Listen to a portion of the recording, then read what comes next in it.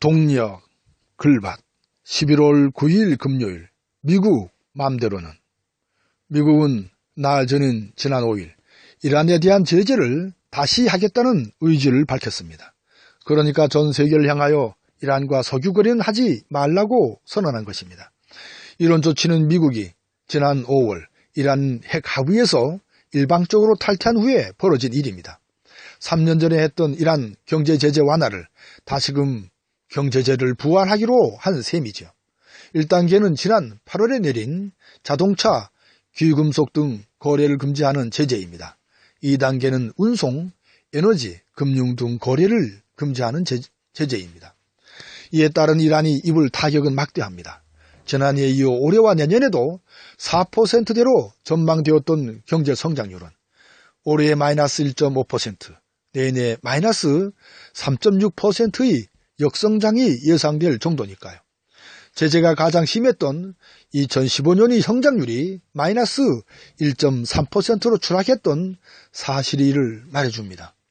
이에 대하여 당사자인 이란은 이런 어려움을 무릅쓰고 핵협정에 남아 있겠다고 밝혔습니다. 프랑스 등 유럽 국가들도 기존의 핵협정을 준수하겠다며 미국의 탈퇴를 비난하고 나섰습니다. 이러한 미국의 이란 제재는 과거 오바마 시절 이란을 상대로 이란이 핵무기 등을 점진적으로 줄여나간다면 이란 제재를 없애고 적극적으로 지원해주겠다는 약속을 체결했던 핵협정을 최근 트럼프가 일방적으로 파기하고 다시 제재에 나선 것을 뜻합니다. 이렇게 무리수를 둔 트럼프의 의도는 앞으로 벌어질 북미 협상에서 북한이 과거처럼 자주 입장이 바뀌었을 때를 대비한 대북한 압박용으로 보인다는 점입니다. 또한 자신의 지지율을 끌어올려 중간 선거에서 이기고 멀리는 재선에 활용한다는 점입니다. 이에 따라 우리나라가 입는 피해도 심각합니다. 수입하는 석유의 13.2%가 이란산 원유이고 그중에 절반이 초경질유이며 이 양은 수입하는 전체 초경질유 수입량의 절반을 차지할 정도로 비중이 크기 때문입니다.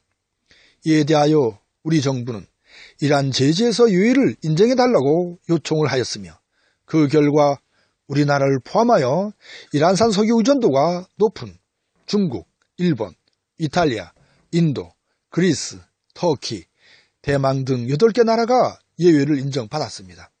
하지만 180일간 점차적으로 이란산 원유 수입을 줄이는 것을 조건으로 하는 한시적 조치이므로 유가 상승에 따른 걱정에서 완전히 벗어난 것은 아니라는 점입니다.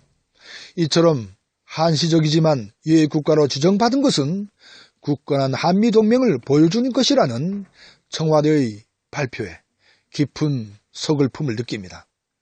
이처럼 세계 패권 국가인 미국의 막무가내식 행태는 많고 커다란 문제를 안고 있습니다.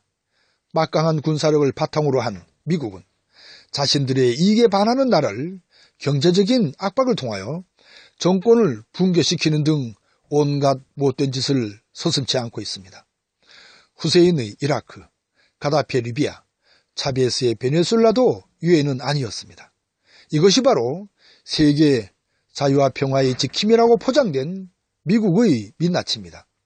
이런 미국의 목을 매는 수구 꼴통들을 곁에 둔 우리나라의 살 길은 과연 어떤 길일까요? 아무튼 미국 맘대로가 아닌 우리 맘대로면 얼마나 좋을까를 꿈꿔보는 금요일 새벽입니다. 오늘도 고맙습니다.